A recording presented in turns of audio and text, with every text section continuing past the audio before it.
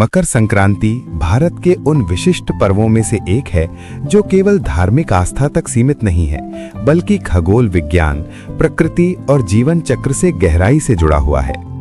मकर संक्रांति वो पावन दिन होता है जब सूर्य देव अपनी राशि बदलते हैं। इस दिन सूर्य धनु राशि से निकलकर मकर राशि में प्रवेश करते हैं। सूर्य का ये संक्रमण संक्रांति सामान्य नहीं माना जाता, बल्कि इसे विशेष खगोलीय घटना के रूप में देखा जाता है। खगोल विज्ञान की भाषा में इसी क्षण से उत्तरायण काल का आरंभ होता है। उत्तरायण का अर्थ है सूर्य का दक्षिण दिशा से हटकर उत्तर दिशा की ओर बढ़ना। इस परिवर्तन का प्रभाव केवल आकाश में ही नहीं, बल्कि पृथ्वी पर मौजूद हर जीव, हर ऋतु और हर फसल पर पड़ता है। उत्तरायण के प्रारंभ के साथ ही दिन धीरे धीरे लंबे होने लगते हैं और रातों की अवधि कम होने लगती है। सूर्य की किरणें अब अधिक सीधी और ऊर्जावान हो जाती हैं, जिससे ठंड का प्रभाव धीरे धीरे कम होने लगता है और प्रकृति में एक नया जीवन संचार होने लगता है। इसी कारण मकर संक्रांति को अंधकार से प्रकाश की ओर यात्रा का प्रतीक माना जाता है।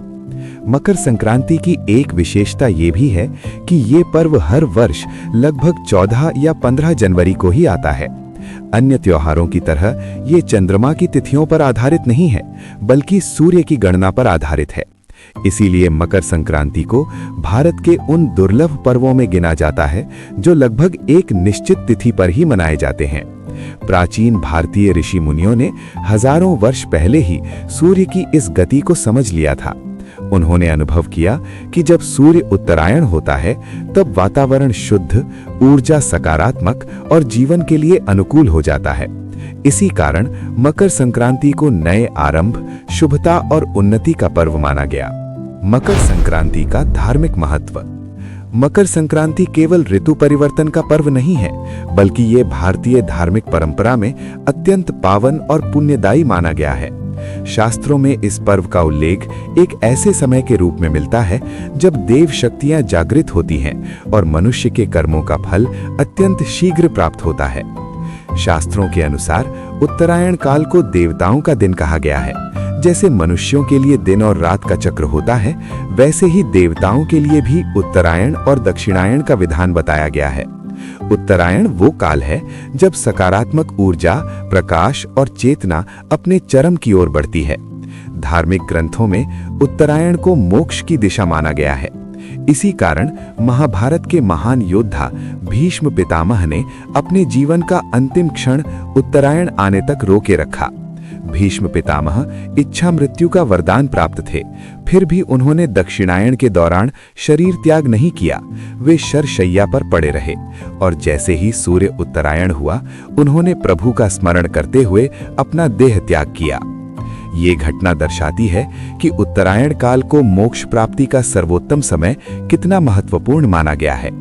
इसी कारण मकर संक्रांति के दिन विशेष धार्मिक कर्मों का विधान है। इस दिन गंगा स्नान को अत्यंत पवित्र माना जाता है।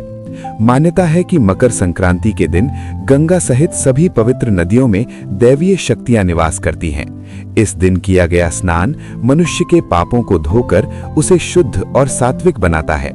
इसके साथ ही दान पुण्य का भी विशेष महत्व है।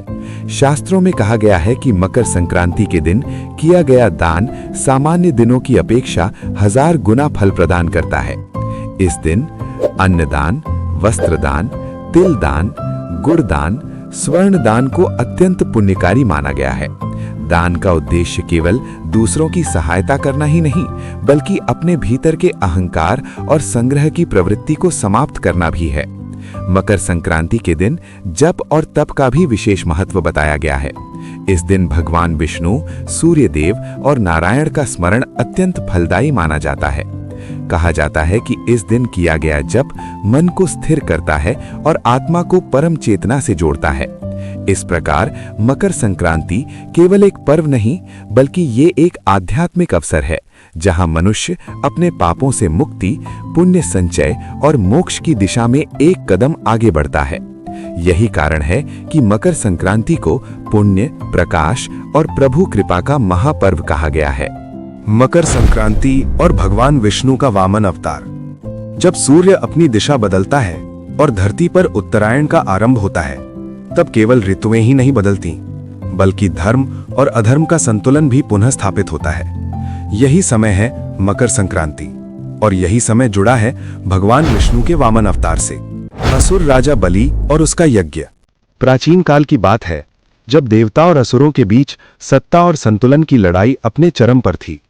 इसी युग में जन्म हुआ एक ऐसे असुर राजा का, जिसका नाम आज भी भक्ति, दान और सत्य के प्रतीक के रूप में लिया जाता है।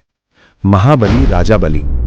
राजा बलि प्रहलाद के पौत्र थे और असुर कुल में जन्म लेने के बावजूद उनके हृदय में धर्म, करुणा और न्याय गहराई से बसे हुए थे। वे न केवल एक महान योद्धा थे, बल्कि एक आदर्श शासक भी थे। अपनी तपस्या, वीरता और अद्भुत सामर्थ्य के बल पर महाबली बलि ने एक एक करके तीनों लोकों पर विजय प्राप्त की: पृथ्वीलोक, स्वर्गलोक और पाताल लोक। धीरे धीरे वे त्रिलोकी के स्वामी बन गए। उनके राज्य में अन्याय नहीं था, अभाव नहीं था और प्रजा संतुष्ट थी। बलि का शासन न्याय और धर्म पर आधारित था। हालांकि बलि असुर थे, लेकिन उनके गुण देवताओं से भी श्रेष्ठ माने जाते थे। वे अत्यंत दानवीर थे।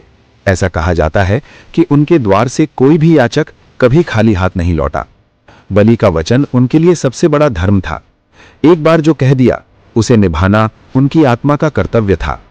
यही कारण था कि उन्हें सत्यवादी राजा कहा जाता था। अपनी शक्ति को और बढ़ाने के लिए राजा बलि ने भव्य यज्ञों का आयोजन किया। ये यज्ञ केवल शक्ति प्रदर्शन नहीं थे, बल्कि वैदिक विधि विधान के अनुसार पूरी श्रद्धा और नियमों से किए जाते थे। जैसे जैसे बलि के यज्ञ संपन्न होते गए, वैसे वैसे उनका तेज, उनका प्रभाव और उनकी सत्ता और अधिक बढ़ती चली गई। इन यज्ञों के प्रभाव से देवताओं का तेज धीरे धीरे क्षीण होने लगा, स्वर्ग की शक्ति कमजोर पड़ने लगी और देवताओं की प्रतिष्ठा डगमगाने लगी। अंततः स्थिति ऐसी आ गई कि इंद्र सहित सभी देवता अपने स्वर्ग से वंचित हो गए। स्वर्ग पर अब महाबली बलि का अधिकार था।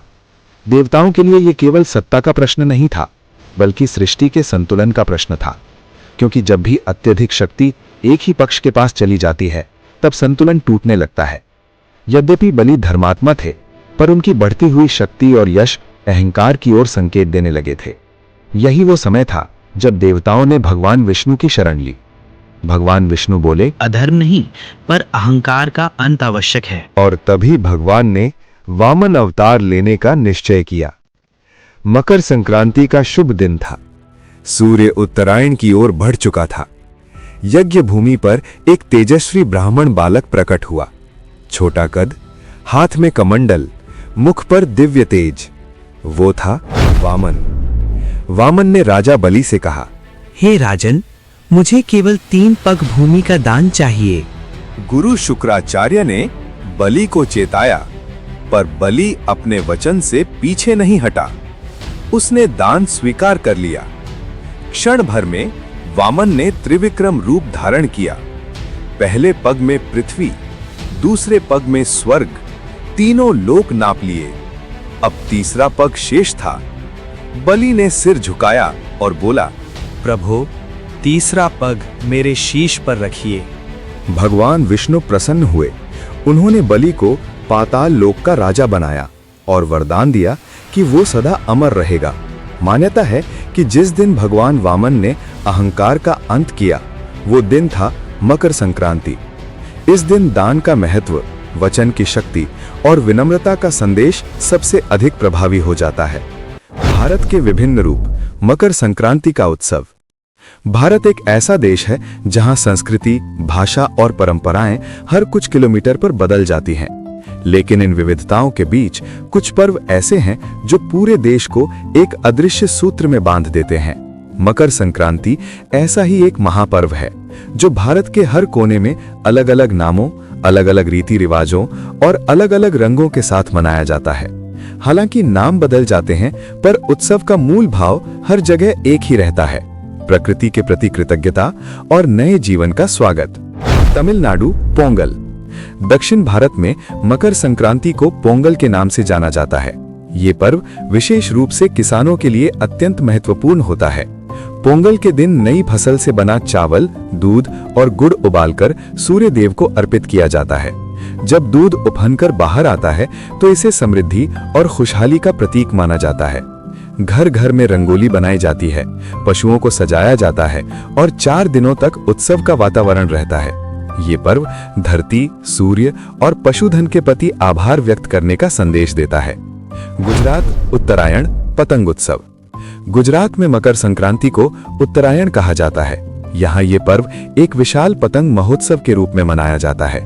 सुबह होते ही आसमान रंग बिरंगी पतंगों से भर जाता है। छतों पर परिवार और मित्र इकट्ठा होते हैं और पतंगबाजी उत्सव का मुख्य आकर्षण बन जाती है। ये पर्व ऊंचाई की ओर बढ़ने, आजादी और नए सपनों को उड़ान देने का प्रतीक माना जाता है। उत्तर प्रदेश और बिहार खिचड़ी पर्व। उत्तर भारत में, विशेषकर उत्तर प्रदेश और बिहार में, मकर संक्रांति को खिचड़ी पर्व कहा जाता है। इस दिन चावल और दाल से बनी साधारण खिचड़ी देवताओं को अर्पित की जाती है। मंदिरों में विशेष भोग और दान का आयोजन होता है। ये पर्व सरलता, संतोष और सामूहिकता का प्रतीक है। लोग एक दूसरे को खिचड़ी और तिल गुड़ भेंट कर आपसी प्रेम को मजबूत करते हैं। असम माघ बिहू। पूर्वोत्तर भारत में असम राज्य में मकर संक्रांति को माघ बिहू के नाम से जाना जाता है। ये पर्व फसल कटाई के बाद मनाया जाता है। लोग सामूहिक रूप से अस्थायी झोपड़ियां बनाते हैं, जिन्हें मेझी कहा जाता है। अग्नि जलाकर प्रकृति और अग्नि देवता की पूजा की जाती है। ये उत्सव सामुदायिक जीवन, भाईचारे और सामूहिक आनंद का प्रतीक है। हरियाणा सुक्करात। हरियाणा और आसपास के क्षेत्रों में मकर संक्रांति को सुक्करात कहा जाता है। यहाँ इस दिन तिल, गुड़, खीर और मीठे पकवान बनाने की परंपरा है। विशेष रूप से बेटियों और बहुओं को उपहार दिए जाते हैं, जो पारिवारिक स्नेह और सम्मान का प्रतीक होता है। एक पर्व, अनेक नाम, एक भावना। भारत में मकर संक्रांति चाहे किसी भी नाम से मनाई जाए, उसका मूल संदेश एक ही है: सूर्य के प्रति कृतज्ञता, धरती और फसल का सम्मान, जीवन में नई ऊर्जा का स्वागत। ये पर्व हमें याद दिलाता है कि भाषा, वेशभूषा और परंपराएं भले ही अलग हों, लेकिन भारत की आत्मा एक है, और यही है मकर संक्रांति का सबसे सुंदर रूप।